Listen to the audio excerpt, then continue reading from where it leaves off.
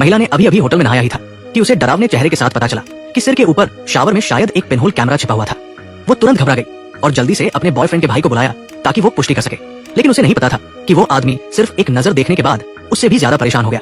वो घबराहट में बाहर भागी, फिर जल्दी से अपने कमरे में लौट आई क्योंकि उसे शक था कि उसके कमरे में भी एक कैमरा हो सकता है। जैसा कि सोचा, ये निश्चित रूप से मकान मालिक का काम था।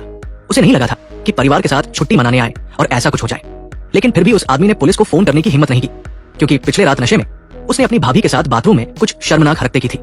अगर पुलिस आती तो वो रिकॉर्डिंग जरूर देखती और तब वो निश्चित रूप से दोनों को खो देता अपने प्यार करने वालों को। सोच विचार के बाद उसने एक सुझाव दिया कि कैमरे को नजरअंदाज करने का नाटक करे और अगली सुबह सामान पैक करके यहाँ से चले जाए।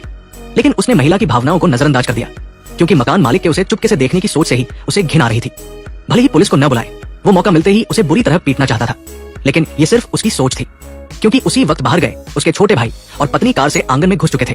उस आदमी ने जल्दी से महिला को चुप रहने को कहा और बाहर उन्हें लेने चला गया। जब अपने बॉयफ्रेंड को अंदर आते देखा तो महिला को मजबूरी में हंसना पड़ा।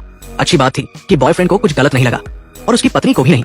सबने सोचा कि अगली सुबह चले जाने के बाद सब ठीक हो जाएगा, लेकिन उस रात उसकी पत्नी ने छुट्टी को बर्बाद नहीं करना चाहा और मसाज बात लेकर आराम करना चाहा।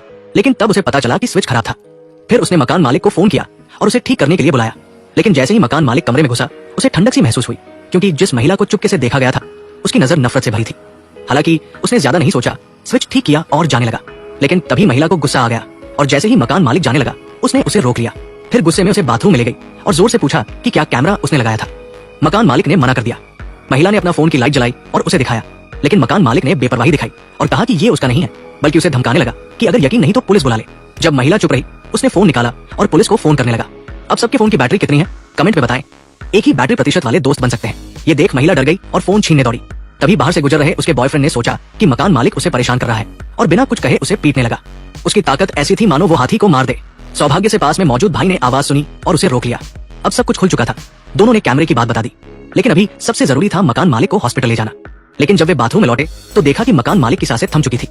छोटा भाई घबरा गया। उसे समझ नहीं आया कि हल्के हल्के मुक्कों से वो मर कैसे गया। पत्नी ने समझदारी दिखाई और पुलिस को फोन करने लगी, लेकिन जैसे ही नंबर डायल किया उसके पति ने उसे रोका और कहा कि मकान मालिक की लाश को चुपचाप ठिकाने लगाना होगा क्योंकि वो अपने छोटे भाई को जेल जाते नहीं देख सकता था।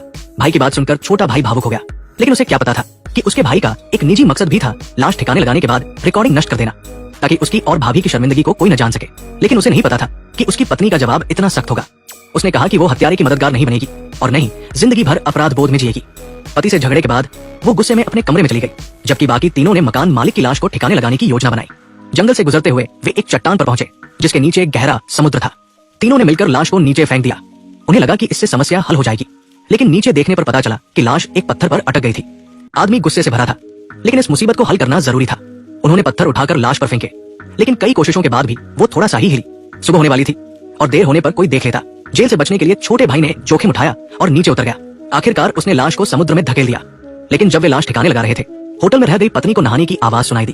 वो आवाज का पीछा करते हुए दूसरी मंजिल पर पहुंची तो उसे जिंदगी भर न भूलने वाला दृश्य दिखा। उसके पति और भाभी का अंतरंग वीडियो। जाहिर था कि कोई जानबूझकर उसे दिखा रहा था, लेकिन वो दुख में इतनी डूबी थी कि इस पर ध्यान नहीं दिया।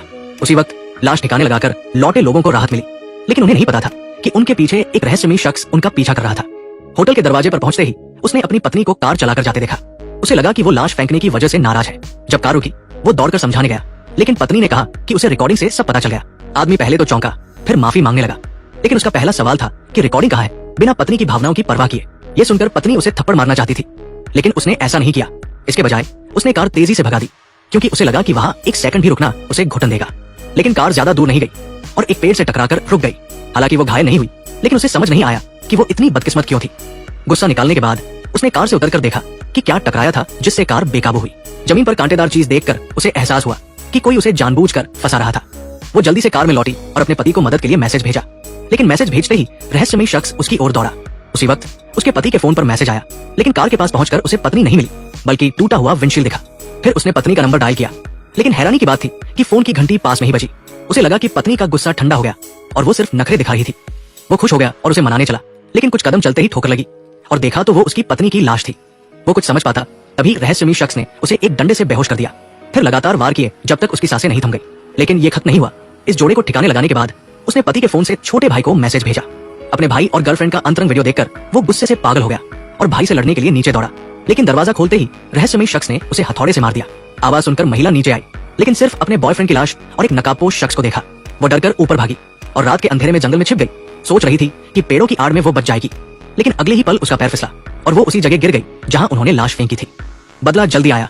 ये देखकर रहस्यमयी शख्स भी डर गया और उसने अपना नकाब उतार दिया। अब और बुराई करने की हिम्मत नहीं थी। लेकिन 3 दिन शांत रहने के बाद वो फिर सक्रिय हो गई, क्योंकि उसे चुपके से लोगों को देखने में मजा आता था।